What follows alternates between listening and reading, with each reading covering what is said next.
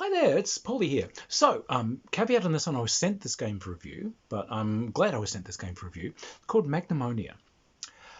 So this is a game that uses the Fate system.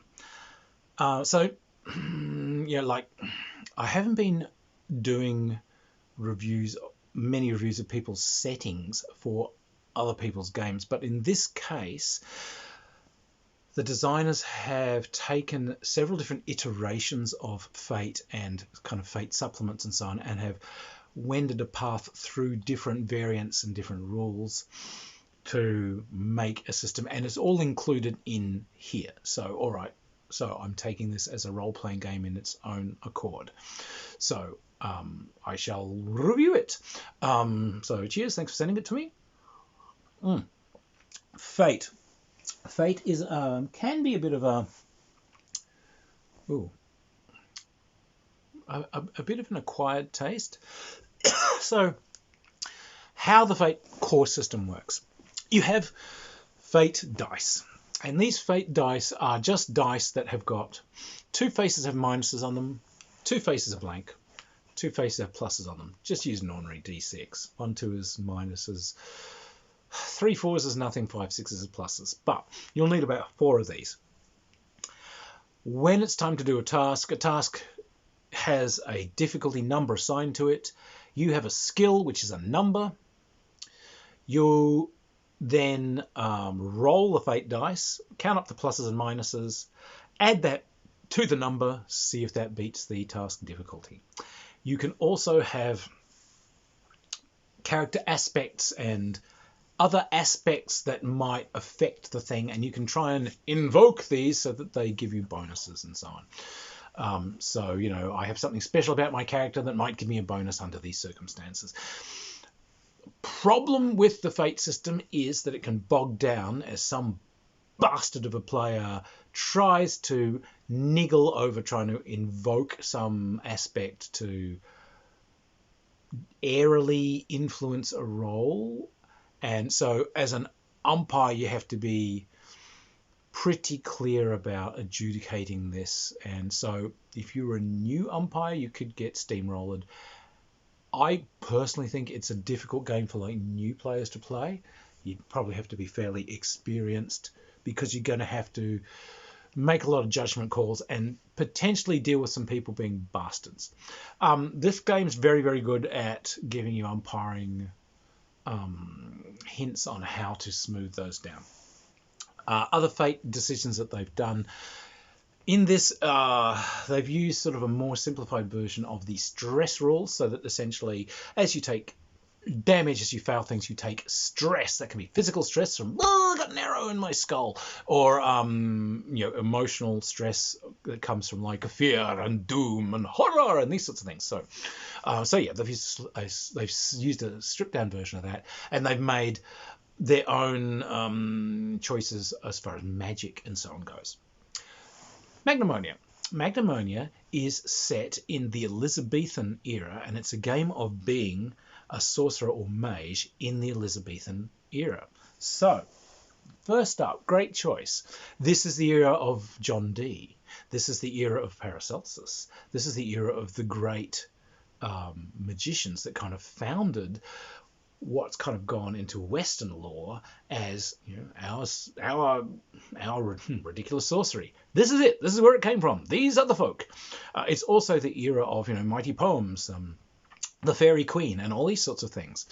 It's a transitional period because it's coming sort of into early modern from medieval. So you've got sort of technologies appearing. You've got social stresses where, you know, parliaments and so on are starting to emerge that are bringing more of a voice to the people away from sheer autocratic kings.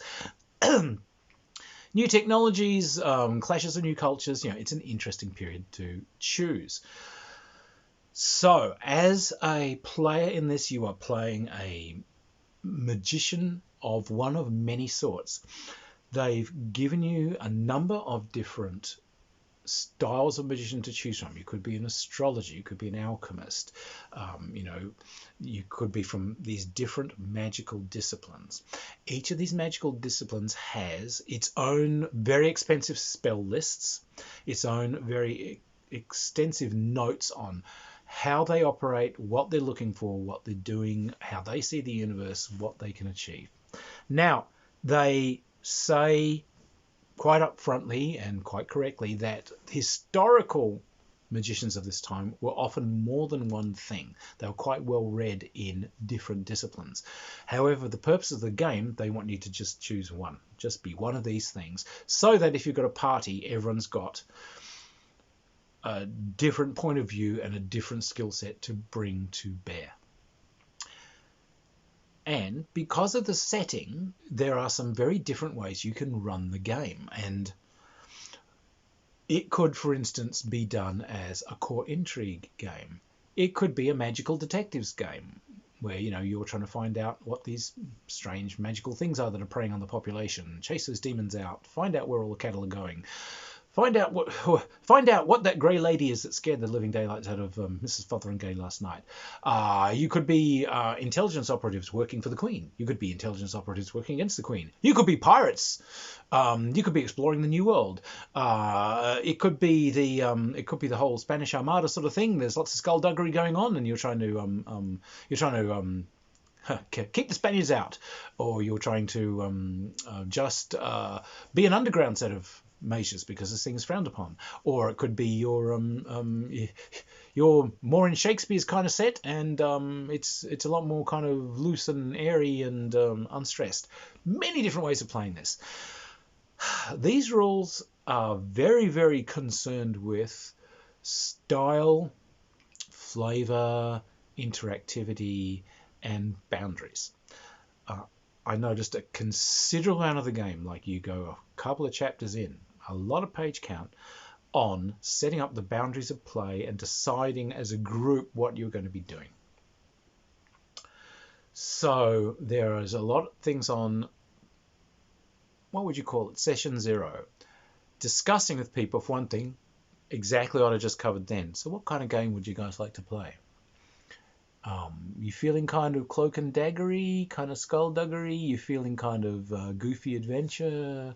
What do you feel like? Do you feel a bit grimdark? Do you feel a bit sort of? Do you want this to be more like Shakespeare in Love, or do you want it to be more like The Seahawk?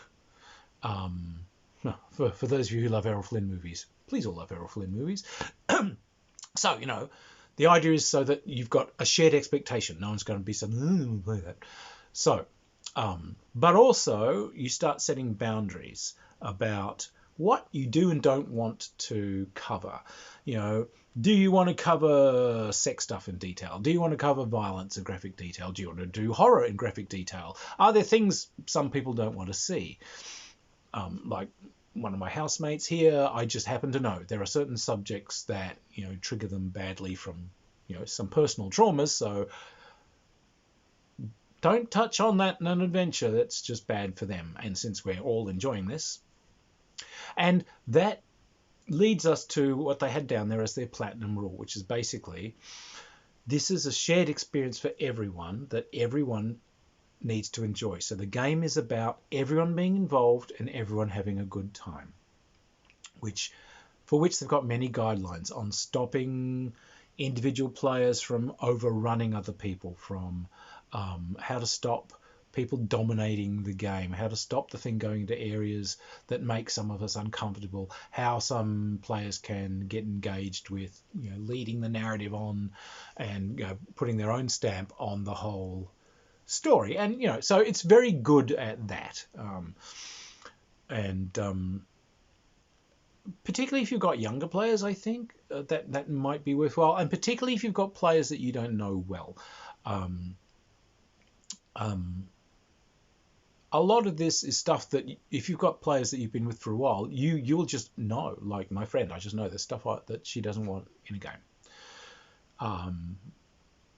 But if you don't know them that well, ask. So it covers those bases very well. Now, the fate system itself is relatively simple, but in mechanics, but can be highly complex in details. By that I mean there's a lot you can do with equipment and so on, and they're very interested in formally tagging things so that things have like aspects. This is armor. Its aspect is it's protective. Its aspect is it's heavy.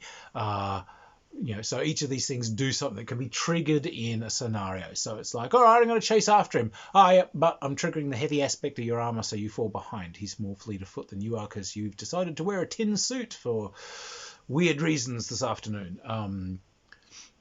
But he stabs at you. Well, I'm triggering my armor's protective aspect, which means, I'm protected from. So lots of equipment that's all detailed, and lots and lots of historical characters put in there, lots of background detail put in there, lots of cultural detail, lots of rundowns on how things worked, on historical stuff and what's going on. So there's the background tool set that you need to know how to run this in like a fantasy Elizabethan England.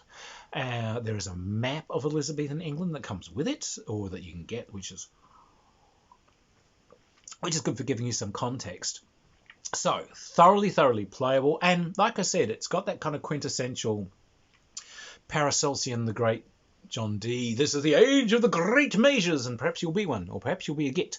But and they break it up into different like phases of like Elizabeth's reign. It's like, this is the young queen, where there's lots of kind of skullduggery, or here's the whole kind of valiant striving against the Spaniards kind of age. And at the end, now we're getting into the tyrant period, where she's trying to kill off Mary, Queen of Scots, and there's actual secret police running around doing her bidding, and it's like it's a bit grimmer. But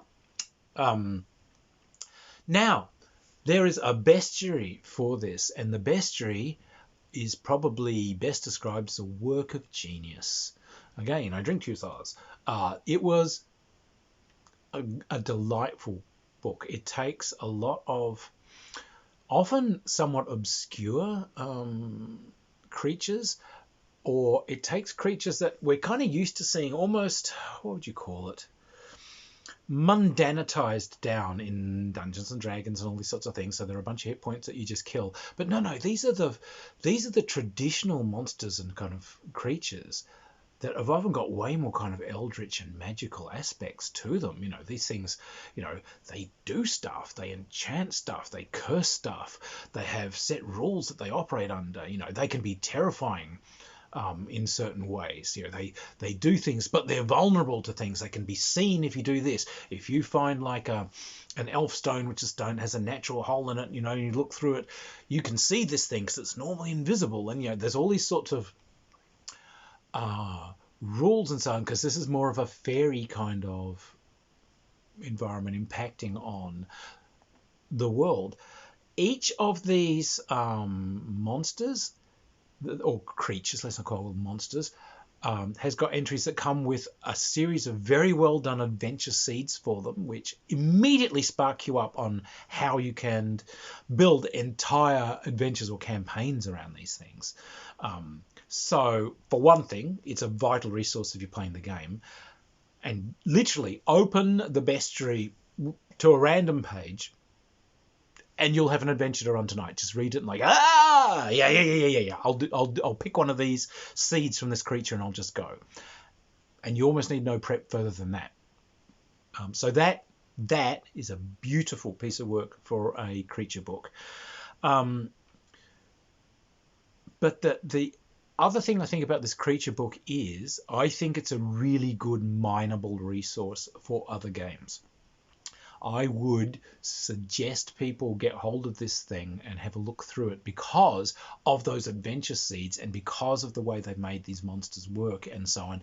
It would be easy enough to kind of, stamp them up and you head to your system of choice, but it's full of ideas. And if you're using like another system that does have kind of more mundanitized creatures, how cool to suddenly bring out these more complex, more nuanced things.